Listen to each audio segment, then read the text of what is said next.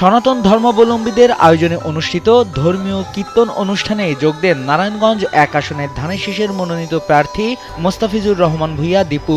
কীর্তন মণ্ডপে উপস্থিত ভক্তদের সঙ্গে কুশল বিনিময় করেন তিনি। এ সময় সনাতন ধর্মাবলম্বীদের ধর্মীয় অনুভূতির প্রতি গভীর শ্রদ্ধাও প্রকাশ করেন তিনি। নারায়ণগঞ্জের রূপগঞ্জ উপজেলার দক্ষিণবাগ এলাকায় সনাতন ধর্মাবলম্বীদের এই অনুষ্ঠান হয়। রঙিন মণ্ডপে ভক্তিমূলক কীর্তন, নাম সংকীর্তন ও ধর্মীয় পরিবেশে মুখরিত হয়ে ওঠে পুরো এলাকা।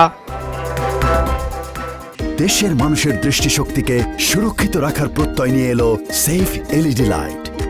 অনুষ্ঠানে বক্তব্য রাখতে গিয়ে দীপু ভূঁইয়া বলেন, বাংলাদেশ সাম্প্রদায়িক সম্প্রীতির দেশ। এখানে সব ধর্মের মানুষ শান্তিপূর্ণভাবে নিজ নিজ ধর্ম পালন করবে, এটাই আমাদের ঐতিহ্য ও অঙ্গীকার।